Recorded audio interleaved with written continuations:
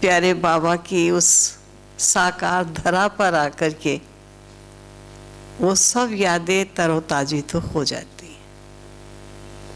ऐसा लगता है कि ये कल की बात ही तो है, ज़्यादा देरी तो हुई नहीं है। क्योंकि आप और हम सभी, प्यारे बाबा ने हमको बता दिया कि आदि के भक्त, पुरातन भक्त आप ही मेरे बच्चे हो, जिन्होंने हर प्रकार की भक्ति की, तीर्थ यात्राएं की, कई प्रकार के गुरुओं को धारण किया, जिसने जहाँ बताया वहाँ जाकर अपनी टिप्पण घसाई, भक्ति पूजा करते रहे, लेकिन हाथ तो कुछ लगा नहीं। ठीक है, किसी ने कहा ये वृंदावन है, ये मथुरा है, ये गोकुल है, ये श्री कृष्ण का जन्म स्थान है, ये खेलने की कूंज गलियां हैं। उसी श्रद्धा, उसी भावनाओं से हम उन स्थलों पर जाते रहे, माथा झुकाते रहे और वहाँ की मिट्टी को भी अपने मस्तक पर छुआते रहे। इसी श्रद्धा और इसी भावना से ये भगवान की लीला भूमि है, चरित्र भूमि है, कर्म भूमि है। लेकिन प्यारे बाबा के बच्चे बनने पर हमको सब समझ में आया कि ये कैलाश पर्वत है, ये जगन्नाथ की यात्रा है, ये वृंदावन, ये गोकुल, ये मथुरा है, ये वास्तव में कहानियां बनाई हैं। सत्यता इससे भिन्न है। आज हम सब उस स्थल पर बैठे हैं जहां दधीचि ऋषि ने तपस्या की, ना केवल स्वयं तपस्या की, लेकिन इस तपोभूमि में इस कदर तपस्वियों को तैयार किया कि हर पल तपस्या का वातावरण रहता था। कोई पूछते हैं साकार बाबा के समय योग किस समय किया जाता था? ये तो हमको कुछ मालूम नहीं, योग किस समय किया जाता था। योग किया जाता था, योग रहता ही था। कोई ये तो था नहीं कि आज दोपहर है, अभी 1 घंटा योग बैठो, 2 घंटे में योग बैठो। अरे धरती पर, उस धरती पर आए हैं जहाँ स्वयं साकार हुआ है सर्वशक्तिवान, जो हमको चलते फिरते हर क्षण हर कर्म में दिखाई दे रहा है। हमें उसके लिए बैठकर योग क्या लगाना है? जिसकी बात कहते कहते मुझे याद आ रहा है, जब सिंध हैदराबाद में प्रारंभ हुआ ये यज्ञ, उस समय एक बहन ने अपने मन में संकल्प किया कि आज मैं सारा दिन बाबा को याद करूंगी, और जाकर ऊपर कमरे में बैठ गई। शाम की क्लास में बाबा ने पूछा, वो बच्ची दिखाई नहीं दे रही, क्योंकि बाबा को माँ के 12-15 बच्चे भी हों तो उसे सब बच्चों का मालूम होता है कि मेरे बच्चे ने किसने खाना खाया, किसने नहीं खाया, कौन आया कौन नहीं आया। बाबा को 300 बच्चे, 350 बच्चे हैं, सभी की पहचान रहती थी, कौन हाजिर है कौन नहीं। तब किसी ने कहा कि बाबा फलां बहन है, वो आज तपस्या करने के लिए ऊपर कमरे में बैठी है, सुबह से बैठी है। बाबा ने कहा मेरी बच्ची को किसी ने भोजन जल पहुंचाया कि नहीं पहुंचाया? किसी ने नहीं पहुंचाया था, क्योंकि कोई किसी को आज्ञा तो दी नहीं गई थी। तब बाबा ने उसको शाम को बुलाया और कहा मेरी बच्ची ने तपस्या की है, बहुत प्यार किया, कुछ नहीं खाया। बच्ची तुझे 1 घंटा बैठकर, 2 घंटा बैठकर, 6 घंटा बैठकर तपस्या करने की क्या जरूरत पड़ी थी? हर पल तेरी तपस्या है, क्षण क्षण तेरी तपस्या है, क्योंकि वो सर्वशक्तिवान जिसकी याद में तुम बैठी हो, वो पल पल अपने बच्चों को ज्ञान गुण और डायरेक्शन देता है।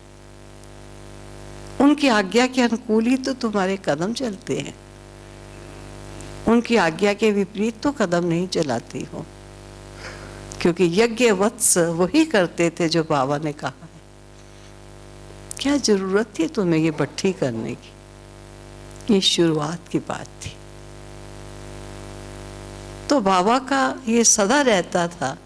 आज हमसे चलते फिरते पूछते हैं, मैं कहती हूँ ये वो दधीची ऋषि की तपस्या भूमि है जहाँ पर आप और हम सबको आने का परम सौभाग्य मिला है। ठीक है, दधीची ऋषि की गाथा सुनाते हैं, जो कहानी प्रसिद्ध कहानी शास्त्रों के अनुकूल है। अब उस कहानी में कहते हैं कि देवताएं और असुर, सदा ही उनका युद्ध दिखाया है। देवताओं के पास बहुत अस्त्र शस्त्र थे, लेकिन असुर उनके अस्त्र शस्त्र चुरा लेते थे। इसलिए देवताओं को चिंता हो गई कि अगर सारे अस्त्र शस्त्र चुराए गए तो हम निहत्थे हो जाएंगे, ये असुर बलवान बन जाएंगे। हम अपने अस्त्र शस्त्रों को कहीं छिपा दें। तब कहते हैं, गाथा है जो बनी हुई, दधीची ऋषि के पास गए और जाकर उनको कहा कि हमारे पास बहुत अस्त्र शस्त्र हैं और असुर हमारे अस्त्र चुराने का काम करते हैं, आप हमारे अस्त्रों की संभाल कीजिए। उन्होंने स्वीकार कर लिया और सभी शस्त्रों को अपने पास रखा। वर्षों वर्ष उन शस्त्रों की संभाल करते रहे, लेकिन देवता उन्हें वापस लेने नहीं आए। तब दधीची ऋषि जी को एक बार विचार आया कि पति पत्नी दोनों कहीं यात्रा पर चलें, लेकिन पीछे ये देवताओं के रखे हुए शस्त्र कहीं कोई चुरा कर ना ले जाए, इसका क्या किया जाए। अब कहानियां देखो किस प्रकार बनी हुई हैं। दधीची ऋषि ने सारे शस्त्र स्वीकार कर लिए, खा लिए, क्योंकि ना तो वो लेने आए, सालों साल गुजर गए, अब कहाँ लेने आएंगे। जब वो यात्रा करके वापस आए तो देवताओं ने डिमांड की कि हमारे शस्त्र हमें वापस दिए जाए। शस्त्र तो खत्म हो चुके थे, कहाँ से दिए जाते। तब कहते कि उस समय आना जब मेरी पत्नी ना हो, तब इस शरीर को जला देना और इस शरीर की जो हड्डियां होंगी उनके शस्त्र बनाना। वो शस्त्र ऐसे शस्त्र होंगे जो दुष्टों का संहार कर देंगे। तो देवताओं ने दधीची ऋषि की हड्डियों के शस्त्र बनाए और उससे असुरों का मुकाबला किया। अब कहानियां तो किस प्रकार की बनी हैं।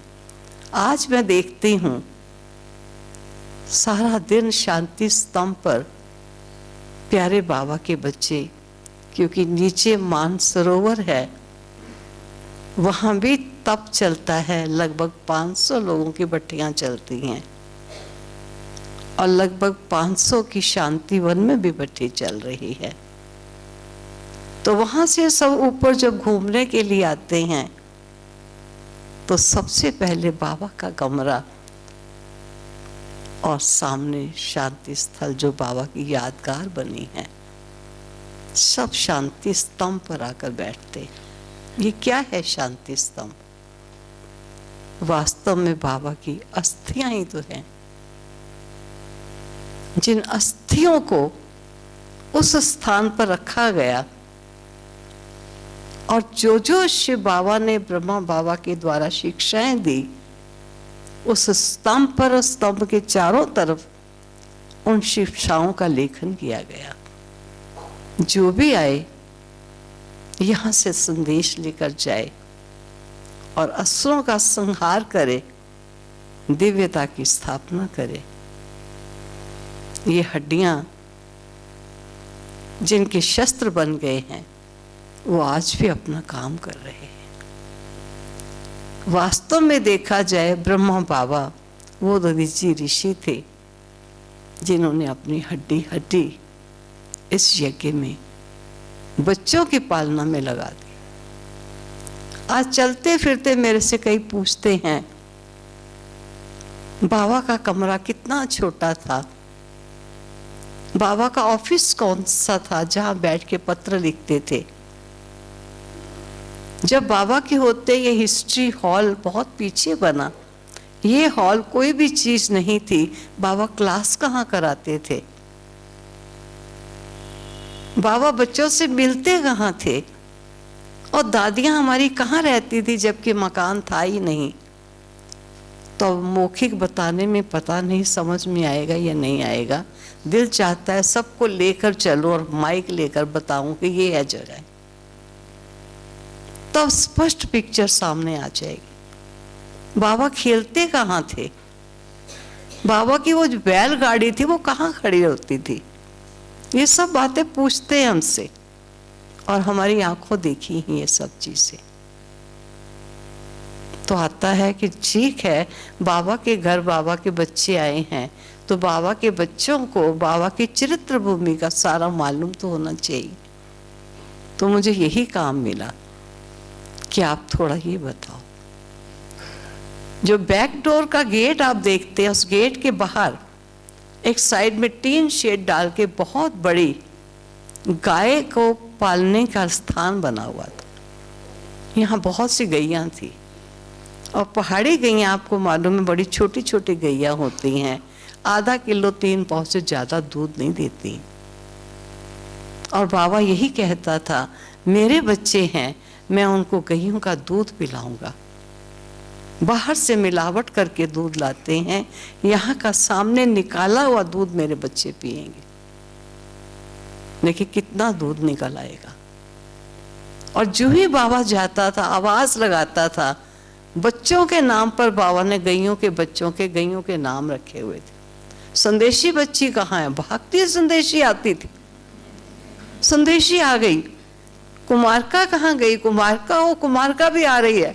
ऐसे बाबा को आकर के चिपकती थी जैसे पहचानती हैं मालिक आ गया है। लच्छू बच्ची कहाँ है, वो लच्छू भागती आ रही है, लच्छू भी आ गई। अरे वैसे ही आ जाती बिना नाम लिए, जरूरी है नाम लेंगे तभी हाजिर होना है। कुमार का आ रही है, संदेशी आ रही है। बाबा हम बच्चों को ले चलते थे, चलो मैं आपको अपनी बच्चियां दिखाऊं। वो भी बच्चियां हैं और वो भी बाप ही समझती थी। जिस पर पुरानों ने मेरी ये बात सुनी हुई है, लेकिन अब नयों के साथ वो भी सुनेंगे। जब दूध कम आता था तब बाबा को ये आया कि दूध देने वाली थोड़ी गाय ली जानी चाहिए। ये बाबा के महावाक्य जो रिपीट हो रहे हैं मुरलियां, उसमें कई बार ये एग्जाम्पल आया है। तब बाबा ने एक बच्चे को खास कहा कि जाओ बच्चे एक गाय, शहर की गाय खरीद के लाओ। और बच्चा सिरोही से गाय खरीद के ले आया था। वो दूध ज्यादा देती थी, लेकिन वो गाय 2 दिन के अंदर ही घास चराने उसको ले जाता था। ग्वाला बना हुआ था बच्चा एक, वो ले जाता था गायों को चराने के लिए बाहर। लेकिन 2 दिन ही अभी हुए थे गाय को लाए हुए, गाय मिली नहीं।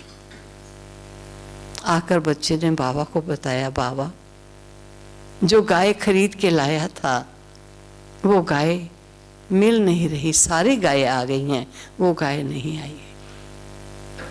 बाबा ने कहा बच्चे जाओ कहीं। कई गैयों को आदत होती है वो पानी के किसी टुकड़े के किनारे बैठती हैं या पहाड़ी के किसी कोने के अंदर जहाँ पहाड़ी बनी हुई हो या गुफा से बनी हो उसके अंदर बैठती हैं। कोई बड़े पेड़ के न साथ लग के बैठती हैं। ऐसे इन गैयों को आदत होती है। ऐसी जगहों पर ढूंढो, जाके मिल जाएगी। बहुत ढूंढा, गाय नहीं मिली। तब बाबा ने कहा कि मालिक से पूछ के आओ। ये नहीं कि तेरी गाय तेरे पास है और गुम हो गई। कहा उससे पूछ कर आओ कि उसकी गाय को कोई आदत तो नहीं थी। ताकि हम उस गाय को ढूंढ सकें। और जब मालिक के पास थर्ड डे पहुंचे तो मालिक ने कहा आज सुबह ही गाय मेरे पास वापस आ गई। माउंट आबू से आबू रोड से 1 घंटा लगता है दूसरी ट्रेन में सिरोही जाने में। इतनी दूर का सफर करके गाय अपने घर पहुंच गई। बच्चे ने वापस आकर बाबा को कहा, बाबा गाय तो मालिक के पास पहुंच चुकी है। तब बाबा ने कहा, अरे एक गाय भी अपने मालिक की विरह को सहन नहीं कर सकी, कुछ दिन भी जुदा नहीं रह सकी। और मेरे बच्चे हैं जो 5000 वर्ष से बिछुड़ के आए हैं और आज यही कहते हैं योग नहीं लगता है। अरे गाय भी अपने मालिक को नहीं भूल सकी और तुम अपने मालिक को भूल गए हो, जबकि मालिक ने अपनी पहचान दे दी है, फिर भी तुम मालिक को भूल जाते हो। इस प्रकार बाबा एक एग्जाम्पल दे करके अपने बच्चों को ये बातें स्पष्ट करते थे। तो ये बाहर की जगह जो थी वहां पर गायों के लिए बहुत बड़ा टीन शेड लगा था। 20 गायें थी पर दूध बहुत थोड़ा देते थे। उस समय पहाड़ों से इतनी जो शहर बन गया है, ये शहर तो था नहीं, ना होटल थे ना कोई बाजार थे। पुराना बाजार एक था जो यहाँ के आदिवासी लोगों का था और कुछ नहीं था यहाँ पर। पानी भी जो पीने का आता था वेहंगी में, जो श्रवण कुमार ने माता पिता को लेके वेहंगी में गया, ऐसे वेहंगी पर पानी की बाल्टियां मटके रखे होते थे दोनों तरफ, वेहंगी में पानी ऊपर पहाड़ों से लाते थे, वो पानी पीने में काम आता। कोई नल नहीं लगे हुए थे,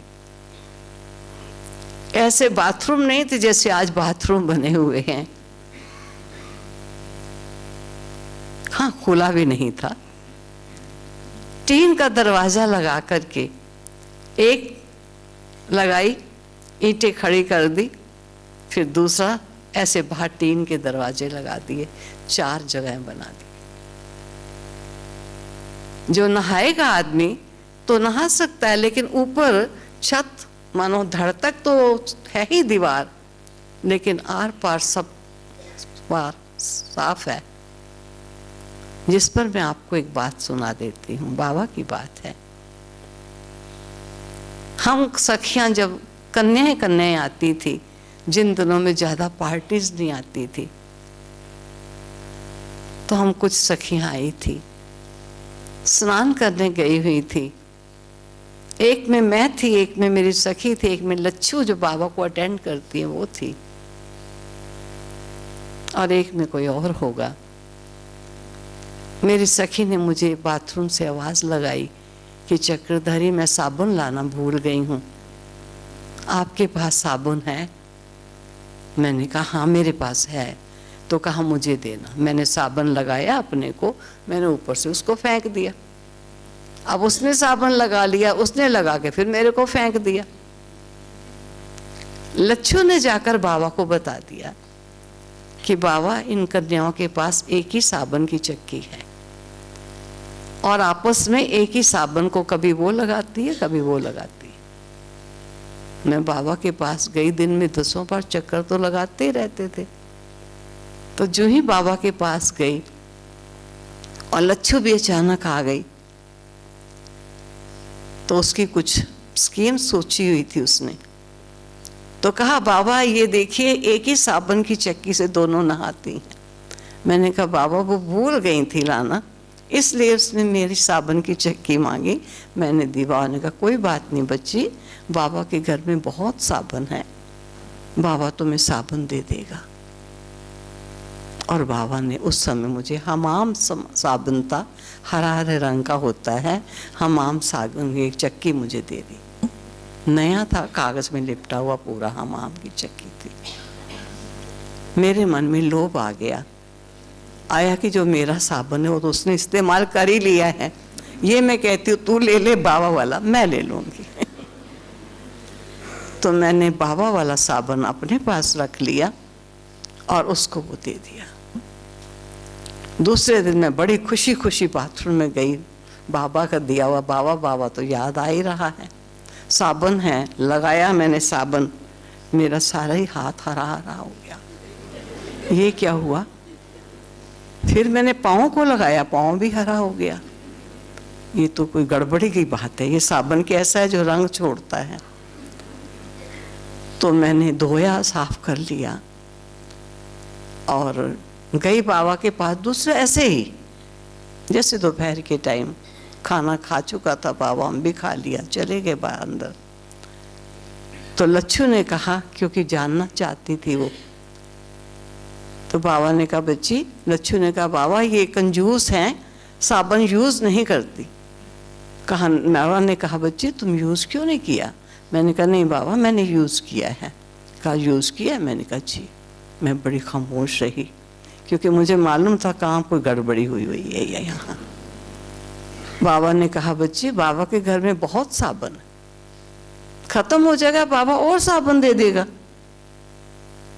मैं चुप रही।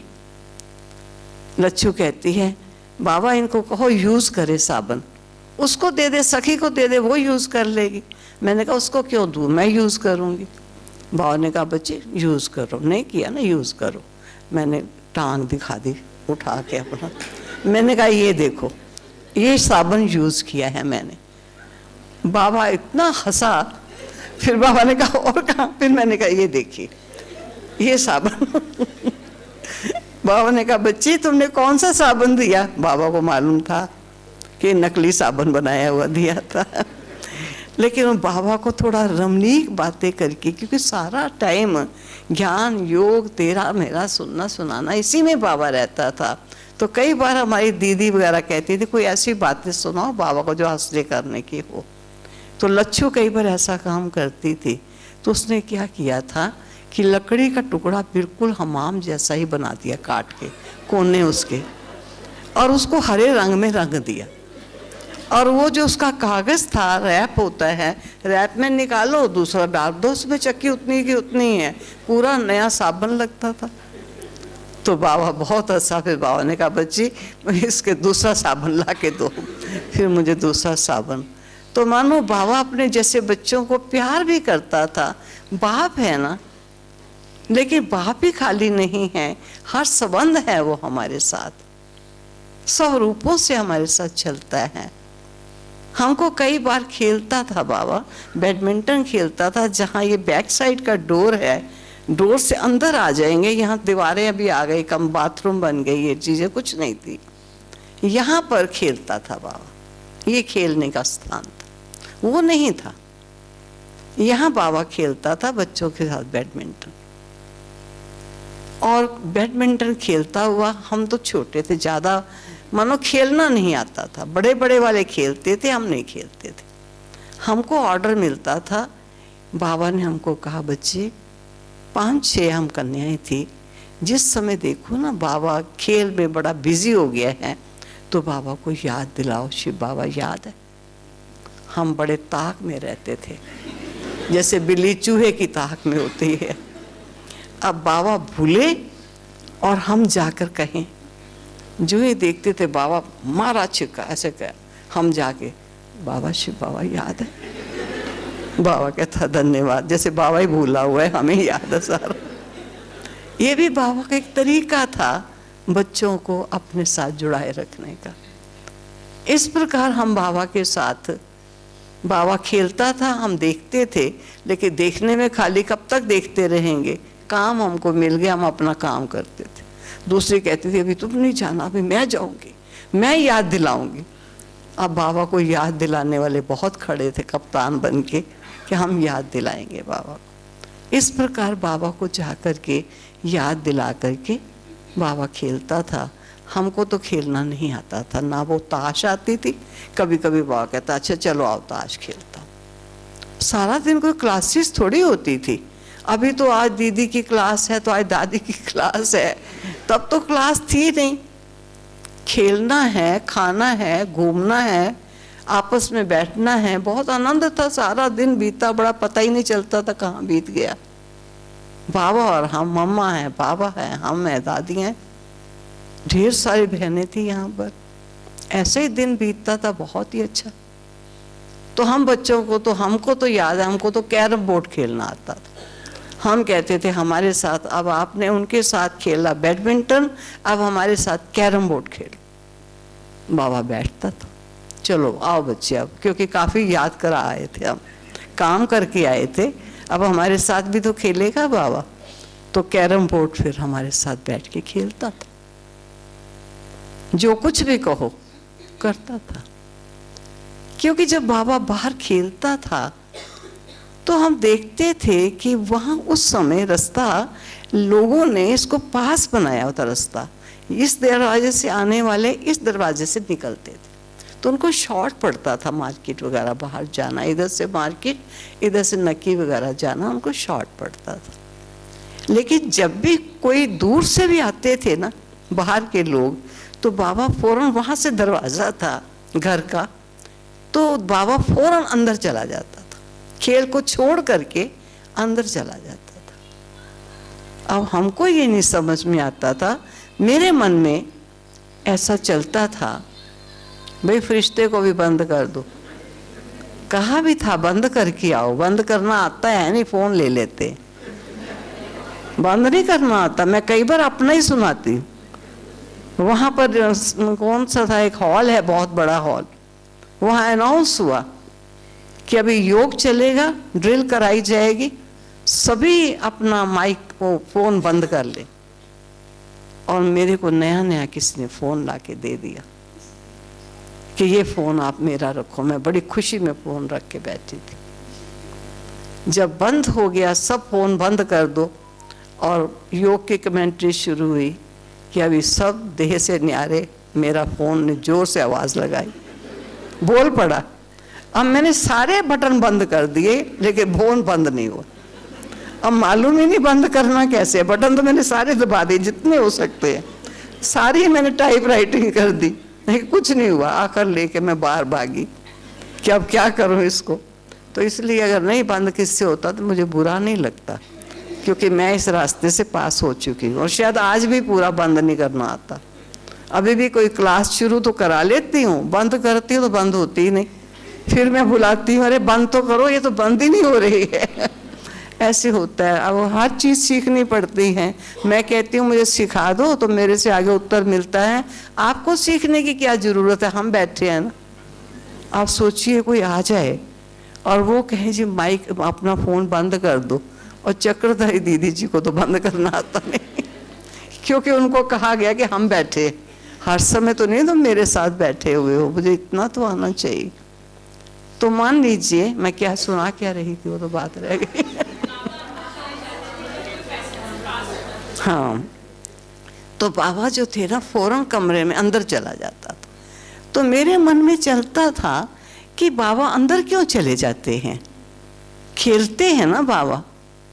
तो बाबा ने एक बार मुरली में ऐसे चलाया, बाबा ने कहा बच्चे, बाप अपने बच्चों के आगे ही प्रत्यक्ष होता है, बाप साधारण तन में आता है, बाप भी हूँ, टीचर भी हूँ, सतगुरु भी हूँ, सखा भी हूँ, स्वामी भी हूँ, सर्वस्व हूँ।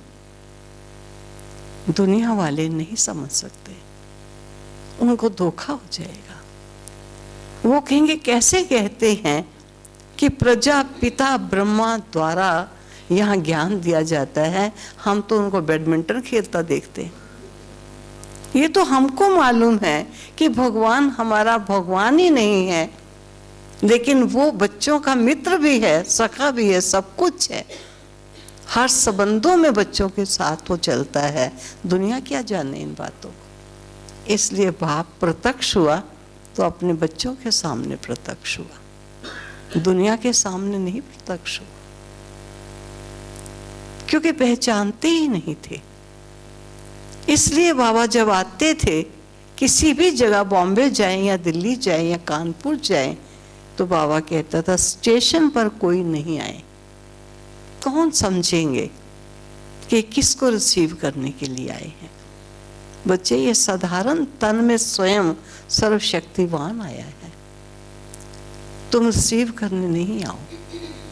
बच्चे फिर भी रह नहीं पाते थे, दूर दूर खड़े रहते थे, लेकिन जाते थे थोड़े बहुत, लेकिन फूल मालाएं लेकर के या किसी प्रकार के गुलदस्ते ये लेकर नहीं जाते थे। बाबा कहता था गुप्त वेश में आए हुए बाप को गुप्त ही रहने दो। बाप बच्चों के द्वारा प्रत्यक्ष होगा, इस साकार तन द्वारा प्रत्यक्ष नहीं होगा, उसका गुप्त पाठ चलता है।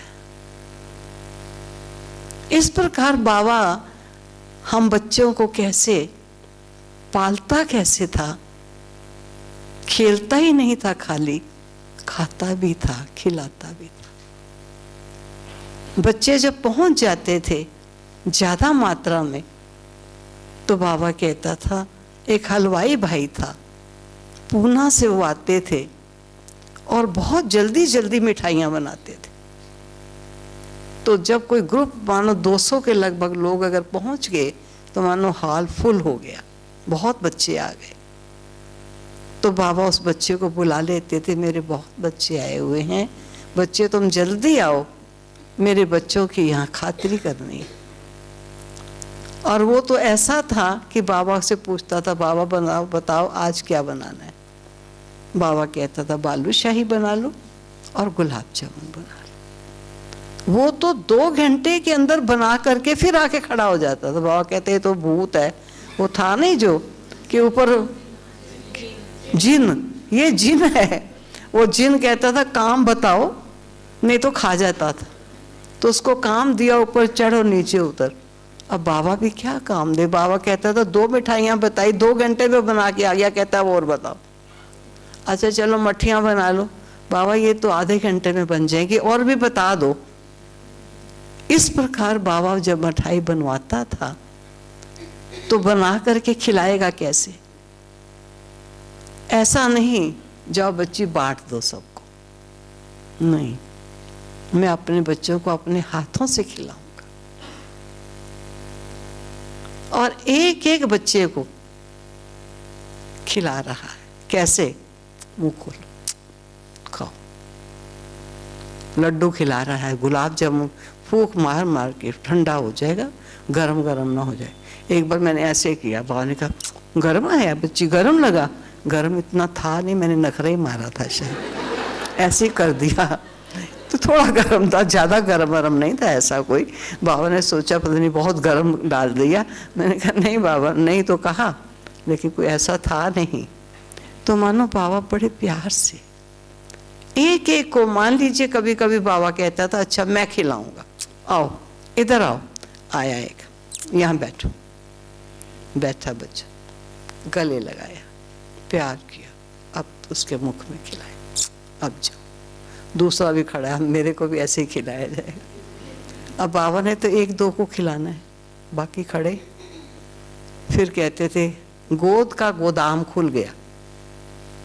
तभी तो वो शोर मचा था कि यहाँ गोदियों में लेते हैं। अब बाप है ना, बूढ़ा बाप है, प्यार का सागर है, क्या भाई क्या बहनें, भाग भाग के बाबा के पास जाके बाबा कहते थे इधर बैठो। एक जगह मैं गई तो उन्होंने कहा बताओ वो कैसे बाबा गोद देता था। मैंने कहा वो मुझे बाबा ने अलाउ नहीं किया हुआ कि मैं ये करके दिखाऊंगी। बाबा के गए थे, बाबा ने प्यार से बच्चों को गोद में दिया, गोद लेके प्यार करके फिर उसके मुख में खिला के फिर जाता। सर्दी का मौसम आ गया और बाबा को लग रहा है बहुत सर्दी है। पहले ठंडी बहुत होती थी, जून जुलाई में भी यहाँ पर हम लोग कंबल लेते थे ऊपर, अच्छी ठंडी होती थी।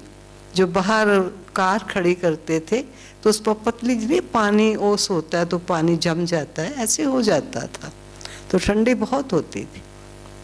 तो बाबा रात के टाइम कई बार अंगीठी जलवा लेता था, अंगीठी जला के यहाँ रखो, बोली तुम रोटियां बनाती जाओ छोटी छोटी, इतनी इतनी, इसके बीच में मक्खन रखूंगा और चूरा चीनी बूरा रखूंगा, फिर उनका गोला बना के एक एक बच्चे के मुख में खिलाऊंगा। थोड़ा मक्खन खा के, मानी खा के सोएंगे, थोड़ी गरमाइश आएगी मेरे बच्चों को। सब बच्चे लाइन में, बच्चे को बाबा ने मक्खन मारने के लिए बाबा ने बुलाया। ओ भागते हुए, कोई इधर से आ रहा है, कोई इधर, सब गैया भागती आ रही। जैसे वो लच्छू और वो आ जाते थे ना, ऐसे यहाँ भी वो भी गैया थी। और सब बाबा के पास आ जाते थे और बाबा अपने हाथ से एक एक बच्चे को खिलाता था, खाओ। बहुत बाबा को प्यार बहुत था।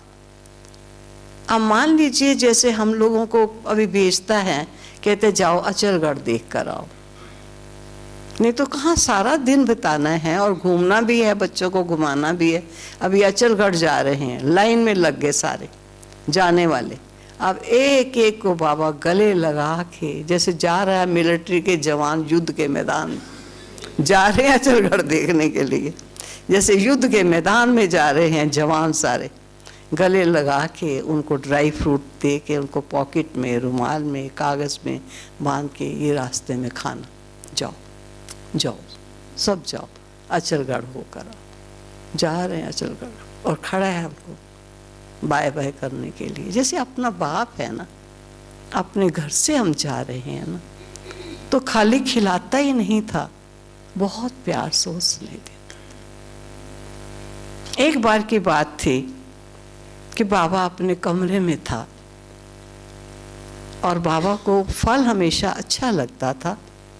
साकार बाबा भी तो बाप दादा दोनों का रोल है। जैसे बाबा का जो प्लम होते थे, वो बड़ा बड़ा प्लम बाबा को ठीक लगता था। कोई भी चीज़ छोटी नहीं अच्छी लगती थी। चित्र हो तो वो भी बड़ा ही होना चाहिए, चीज़ हो भी बड़ी होनी चाहिए। प्लम बड़ा बड़ा, तो इतना बड़ा प्लम होगा बाबा के पास। तो बाबा अपने कमरे में खड़ा था और प्लम को नरम कर रहा था। नरम करने का थोड़ा सा जूसी हो जाता है, मेरे को नहीं मालूम था। मैं कमरे में गई तो बाबा ने उस प्लम को ऐसे मुंह पर लगाया ही था। तो मैं गई, बाबा ने कहा बच्ची, बाबा ने इधर से खाया ना, तो इधर से खा ले। अब भला बताओ, मैं इधर से खाऊंगी बैठ के? मैं भागी बाहर। लच्छू ने कहा मैंने कई बार कहा है जब बाबा कुछ खाए तो नहीं कमरे में आओ। अब हमें स्वप्न थोड़ी आएगा बाबा ने प्लम खाना है तो नहीं जाना है। मानो अगर बाबा ने दूध पी रहा है और आप गए हैं तो बाबा कभी दूध नहीं पिएगा, पहले कहेगा कटोरी लाओ, मैं अपने बच्चे को अपने हाथ से पिलाऊंगा फिर मैं पीऊंगा। ऐसे नहीं, मेरे बच्चे पहले पिए। इस प्रकार बाबा अपने बच्चों को बहुत ही प्यार और स्नेह देता। ये जो झोपड़ी बनी हुई है, यहाँ पर कुछ नहीं था, ये कमरे, ये ऑफिस वगैरह यहाँ कुछ नहीं था, ऐसी कच्ची सी जमीन थी ये सारी। शुरू शुरू में तो यहाँ पर बाबा ने एक टाट लगा के चारों तरफ बड़ा सा कमरा सा बनाया था, तो लेटरिन बनवा दी गई थी। बाबा को बंद जगह नहीं अच्छी लगती थी, कोई भी खुली खुली हो जाए। इस प्रकार बाबा का ये जो जगह थी, ये बहुत खुली जगह थी, सारी ओपन जगह, कच्ची जमीन होती थी। यहाँ पर झोंपड़ी जब बनाई गई तो झोंपड़ी खजूर के जो पत्ते होते हैं बड़े बड़े होते हैं ना, तो खजूर जैसे नहीं पत्ते, नकली खजूर के भी होती है, तो वो पत्तों से वो झोंपड़ी बनाई थी सारी। और उसको पानी डाल देते थे सवेरे सवेरे, सब पानी से पत्ते हरे कर देते थे, तो जिससे झोंपड़ी में ऐसे लगता था एसी लगा हुआ हो, ठंडक। उस समय कोई पंखे या एसी का तो मतलब ही नहीं था। गर्मी में ये थोड़ी है कोई एसी वेसी या पंखे लगाएंगे यहाँ। बहुत साधारण जीवन था, खटियाएं थोड़ी होती थी। ये पुराना घर था जहाँ रहते थे, जो आप देखते हो इधर ऑफिस बना है। अब बाबा का कमरा आपने देखा, जहाँ पर वो छोटा से एक बड़ा सा नहीं, छोटा कद का, ऊंचा कम है, वो सोफा रखा हुआ है। उस सोफे से दीवार ले लीजिए और थोड़ा आगे इधर से खुला था, उस तरफ बाबा का स्नान गृह बना हुआ था। बहुत छोटा कमरा था बाबा का, जिसमें 2 कुर्सियां थी और एक मेज था।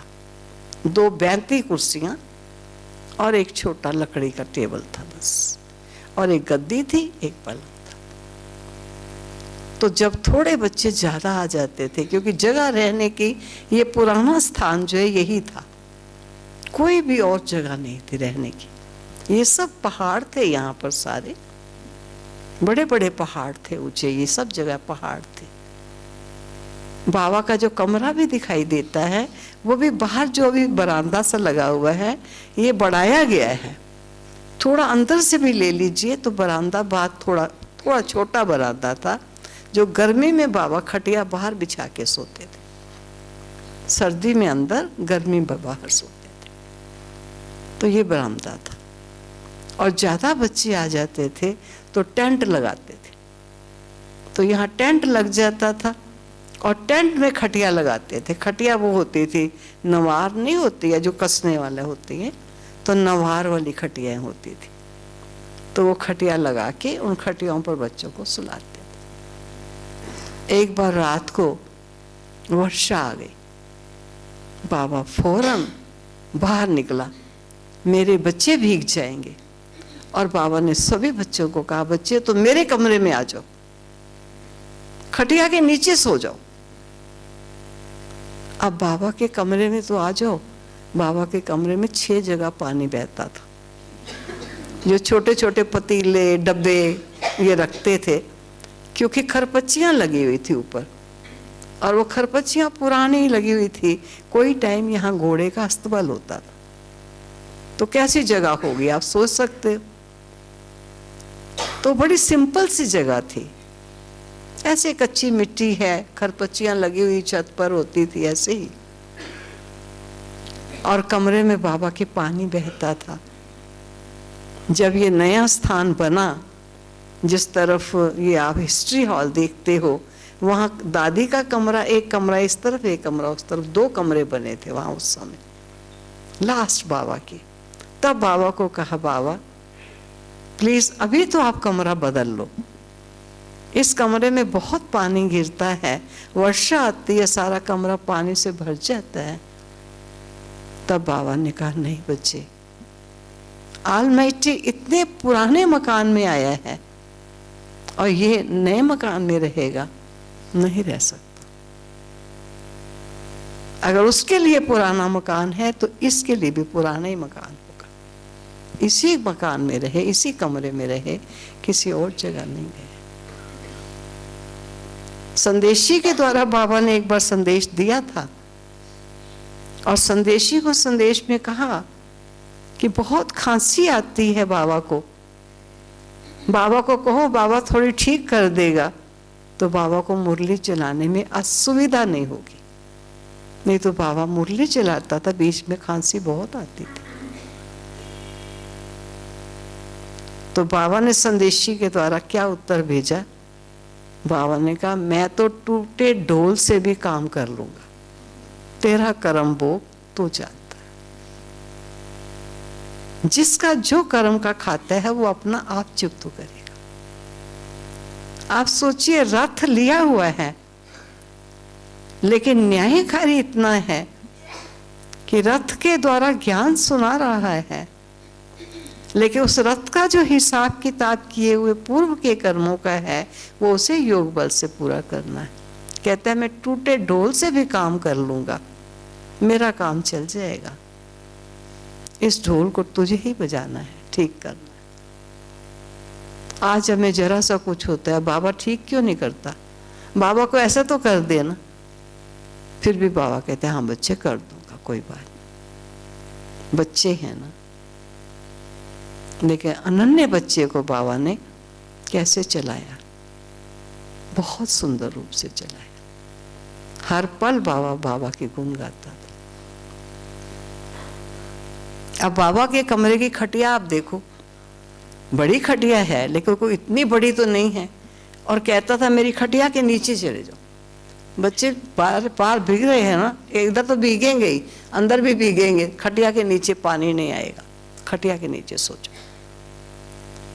जगह नहीं होती थी, कई नए नए लोग ज्ञान सुनने के लिए आते थे। बाहर टेंट लगाया, टेंट नहीं, जैसे वो होती है ना बोरी, टाट लगा के और टीन लगा के, टाट लगा के, टाटों का एक बना दिए, 2 जगह बना दी जहाँ नए लोग आएंगे तो उनको अटेंड किया जाता था।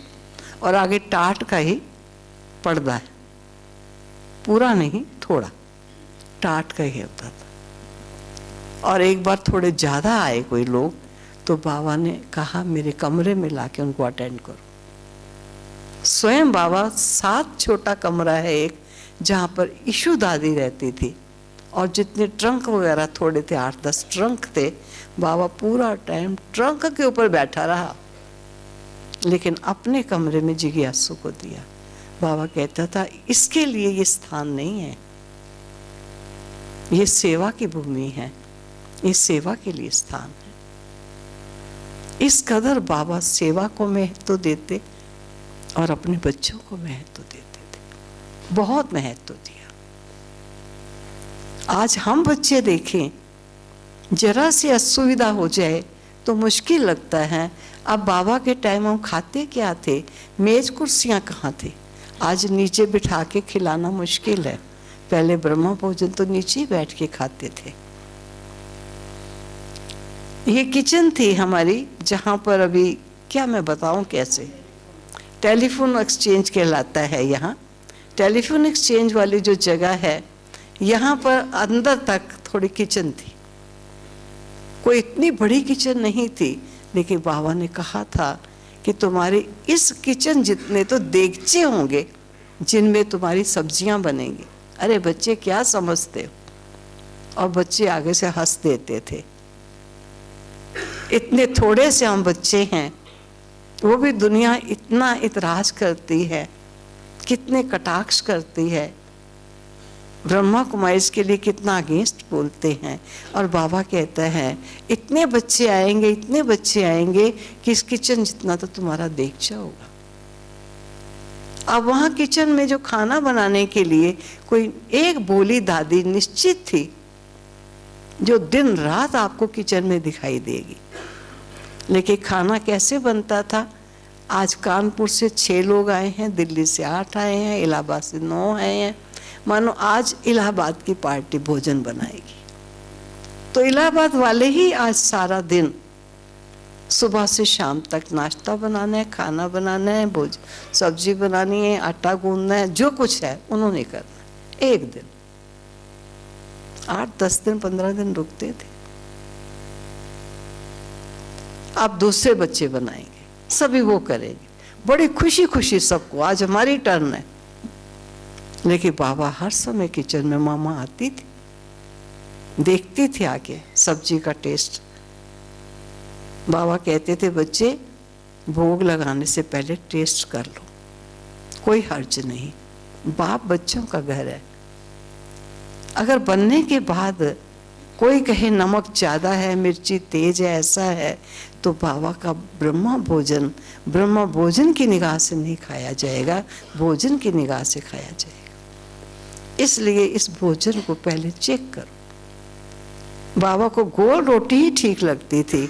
कई बार पंजाब वालों ने तिकोनी रोटी बनाई, बाबा ने दोनों कान पकड़ के ऐसे कहा, देखो बच्चे तो कान निकले हुए, अब कान निकले हुए मैं रोटी अपने बच्चों को कैसे खिलाऊं। कहा बाबा ये परोंठी है। बाबा ने कहा नहीं, सिंधी मानी बनाओ। तो परोंठी सिंधी मानी भी होता, सिंधी भी परोंठी बनती है। तो बाबा अपने हाथों से बना करके सिखाता था, ऐसे बनो, हर चीज सिखाता था। आज बाबा क्या सब्जी बनेगी, सब्जी भी बनती थी, इतना लगता था उस समय अमृत खा रहे हैं। इतनी दाल होती होगी, इतना पानी है, और छोंक बहुत बढ़िया लगा होता था, बहुत ही आनंद आता था।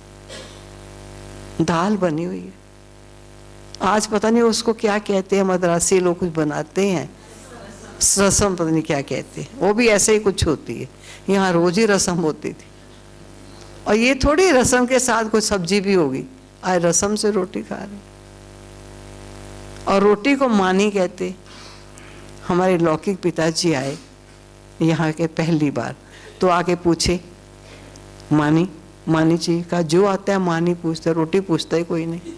क्योंकि बच्चे को पानी के लिए मानी मानी नहीं कहते, मानी पियोगे, कहते जो आता है कहता मानी। वे पूछो रोटी, रोटी नहीं पूछते, मानी पूछते हैं। तो ये पानी नहीं पूछते हैं, आपको रोटी पूछते हैं। अब सिंधी बहनें थी और सिंधी भाई थे, सिंधी भाषा ही उनको ज़्यादा आती थी। वो तो बाबा ने निश्चित किया था कि जो सिंधी बोलेगा उसको पापड़ नहीं मिलेगा, क्योंकि सिंधी लोगों को पापड़ मिल गया तो सब कुछ मिल गया। एक बार बाबा ने कहा था कि सभी बच्चों को दूध में चावल डाल के खीर के साथ रोटी खानी, सब खीर के साथ रोटी खाएंगे। और रात की क्लास में कचहरी होती थी, तो कचहरी में बाबा ने पूछा, सब बच्चों ने खीर के साथ रोटी खाई? तो 3 बच्चों ने ऊंचा हाथ खड़ा किया, बाबा हमने तो पापड़ के साथ खा ली, हमने खीर नहीं खाई। बड़ा त्याग दिखाया। बाबा ने कहा इनको पापड़ अच्छा लगता है, इनको खीर नहीं पसंद है। बच्चे, यज्ञ में, ईश्वर के यज्ञ में जो कुछ बना है ईश्वर के यज्ञ से बना है। अगर कोई तकलीफ नहीं है तो ये दवा का काम भी करेगा, इसलिए स्वीकार कर लेना चाहिए। इंद्रियों के वशीभूत नहीं हो जाओ कि जो स्वाद लगे वो खाएं, जो स्वाद न लगे वो ना खाएं। स्वाद की बात नहीं, और सचमुच बहुत ही अच्छा लगता। वो पानी से हुई रोटी ऐसे आनंद आता था। और हमारी कुर्सी मेज क्या थी, जमीन तो सब कच्ची कच्ची जमीन थी, मिट्टी थी सारी। तो बड़े बड़े नहीं पत्थर होते हैं, बड़े बड़े पत्थर, तो 3 पत्थर लगा दिए, तो उनके ऊपर एक बड़ी स्लैब पत्थर की रख दी। ये टेबल तैयार हो गया, इतना चौड़ा हो गया, और ये 3 उसके स्टैंड्स हो गए, इसके ऊपर मेज, और दूसरा थोड़ा नीचे हो जाएगा। वो 3 लगा दिए और वहाँ पर एक दूसरा पत्थर रख दिया। ये मेज है। जो जमीन पर नहीं बैठ सकता, मेज कुर्सी पर बैठ जाओ, सुंदर मेज है। कोई ये तो था ही नहीं कि बैठ के कुर्सियाँ और मेज होंगे। बाबा के टाइम ऐसा कुछ नहीं था, बहुत सिंपल था, और ऐसा लगता था राजाई है, खुशियाँ होती थी। निश्चय था भगवान के घर हम आए हैं और प्रभु की पालना मिल रही है।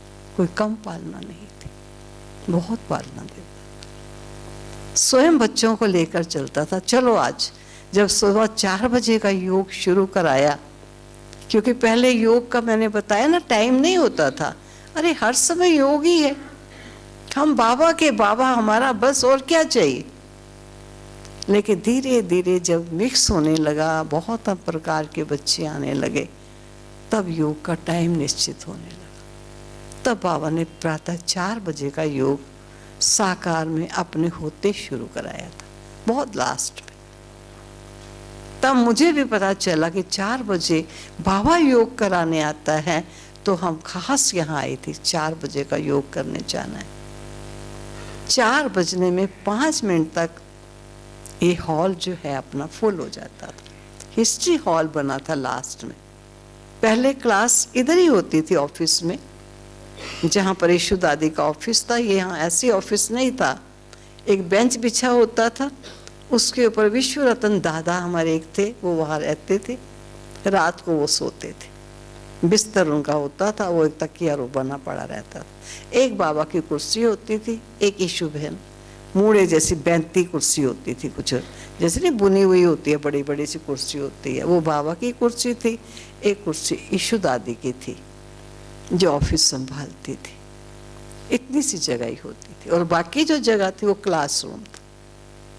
और अभी वहां पर एक कमरा मैंने देखा जो स्टोर होता था पहले, उस स्टोर में अभी कोई रहने लगा है, पहले वो स्टोर था। जब यहाँ कोई चेक करने के लिए आए थे, जिस समय बाबा ने जमीन के टुकड़े की कुछ बात हुई थी, तो बाबा ने ये कहा था कि छोटे से टुकड़े के लिए क्यों लड़ते हैं, चाइना का टुकड़ा चाइना को दे दिया जाए। ऐसे बाबा ने बात कही थी, और ये बात पार्लियामेंट तक चली गई थी। वहां से चेकिंग वगैरह चल रही थी कि ब्रह्मा कुमारीज में ऐसा क्यों कहा, क्या कहा गया। और जब बाबा के पास आए तो सारा बाबा से पूछा गया, तो तो आते ही पूछने की बात ही नहीं है। बाबा ने बच्चे बच्चे आए हैं घर में, बाबा अपने पकड़ के उनको उंगली सब चेक करने के लिए सब आए। बाबा ने सबसे पहले कहा लाओ बच्चे चाबी, अपना बच्चे घर में आए हैं, बच्चों को मालूम होना चाहिए बाबा के घर में क्या क्या है। स्टोर की चाबी लगा के स्टोर दिखाया, ये मेरे बच्चों के लिए जूते रखे हुए, जब इनका जूता टूटता है तो यहीं से जूता देते हैं। ये इनके कपड़े हैं, ये भाइयों के कपड़े हैं, ये बहनों के कपड़े रखे हुए, ये गेस्ट आते हैं, ये उनके लिए रखा हुआ है। ये गेहूं का स्टोर है, यहाँ आई वेल के लिए गेहूं रखा। जो भी चीज़ें हैं, कुछ नहीं कह सके कि जो चीज़ें हमने नहीं देखनी कही वो यहाँ दिखाई जा रही हैं। इस प्रकार बाबा जो भी आता था उनको अपने बच्चे की निगाह से देखता था। और आलमाइटी के तो बच्चे हैं ही, ब्रह्मा के भी तो बच्चे हैं, आदि देव पिता है, प्रजापिता है और सर्वशक्तिवान के बच्चे, तो वो भी बाबा बाबा ही करने लग जाते थे। हम दृश्य देखते थे बाबा का।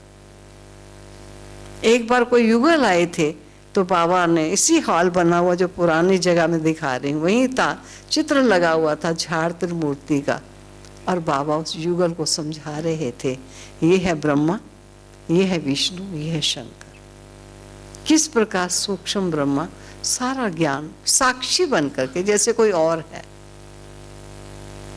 इस प्रकार बाबा सिखाते थे, सिखा बता करके सुना करके अपने बच्चों को पढ़ाते थे। लास्ट में एक सुना देती हूँ, जो चल रही थी बात पहाड़ की, कि यहाँ पहाड़ था, बड़ा ऊंचा पहाड़ था यहाँ पर, और बाबा बाहर बरामदे में गर्मी में सोते थे। तो हम लोगों को कन्याएं थी, रतन मोहिनी दादी हम लोगों को अटेंड किया करती थी, अधिकतर रात को 11 साढ़े 11 ही बैठती थी। तो एक बार 12 साढ़े 12 बजे होंगे तो हमने कहा चलो चल के हम योग लगाएंगे आज। तो हम इसी पहाड़ी पर ऊपर चढ़ के बैठ गए। 4 बहनें थी। प्रसिद्ध है ये गाथा, रियलिटी भी है कि 4 इकट्ठे बैठे हों और शांत होके बैठ जाए है तो बड़ा मुश्किल काम। तो हम 4 बैठे तो योग करने के लिए थे ऊपर पहाड़ी पर चढ़ के, लेकिन आपस में बात कर रहे थे, और पहाड़ों में आवाज गूंजती है, तो आवाज हमारी कहीं गूंजी होगी, और बाबा सोए हुए हैं, बाबा को आवाज आ रही है कि आज पहाड़ी पर कोई है। तो बाबा विश्व किशोर दादा थे हमारे, तो विश्व किशोर के पास गए, बच्चे चलो चल के देखें पहाड़ी पर। जैसे यज्ञ रक्षक है बाबा, ऐसा नहीं किसी और को भेजे, मैं चलूंगा, कौन है पहाड़ी में बैठा हो। तो लैंप हाथ में पकड़ी और टेबल लैंप लेकर के बाबा पहाड़ी पर बच्चे को लेकर के पहाड़ी पर आए, और हम चारों बैठी हुई। बाबा ने कहा बच्चे यहाँ क्या कर रहे हो? योग लगा रहे हैं, योग लगा रहे हैं, गप्पे मार रहे थे, आवाजें तो वहां तक जा रही थी और हम कहते बाबा योग लगा रहे थे। बाबा ने कहा चलो बच्चे चल के सो जाओ, चलो नींद आई होगी ना अभी, अब नहीं तो कहे कितना अच्छा है मेरे बच्चे योग लगा रहे हैं।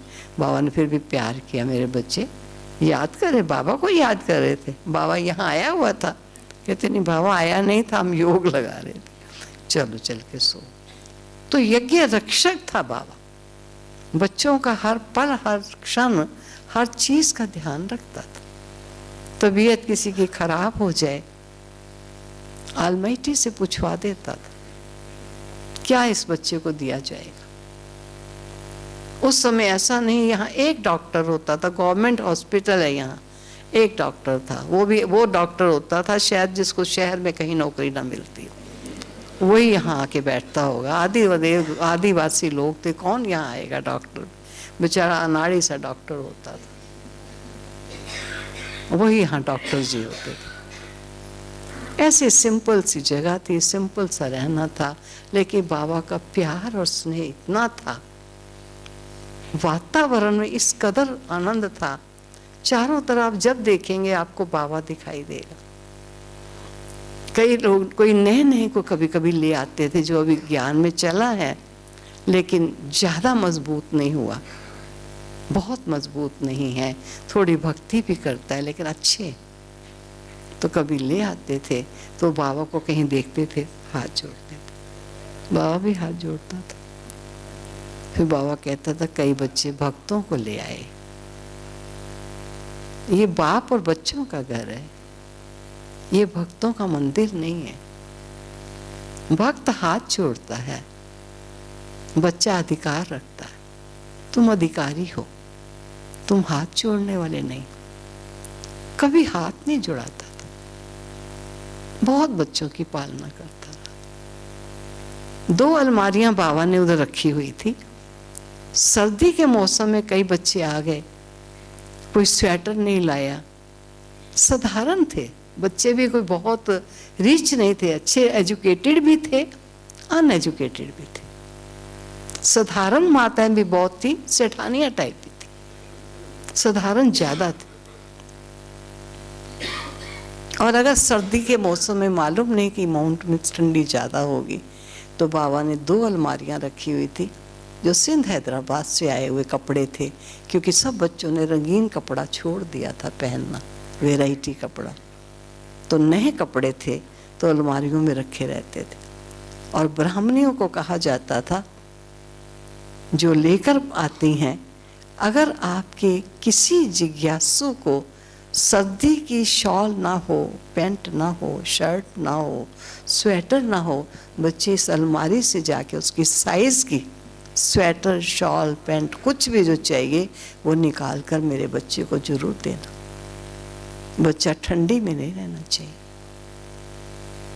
मैं एक बार ग्रुप लेकर आई, गुलजार दादी जी के पास में रहती थी, तो दादी ने कहा कि चलो थोड़ी माताओं का ग्रुप है आप लेके जाओ। पहले वो ट्रेनिंग सेंटर जो बना हुआ है लास्ट में, ट्रेनिंग सेंटर अभी ऐसा ही थोड़ा बना था, कच्चा ही था, अभी पूरा भी हुआ भी नहीं था।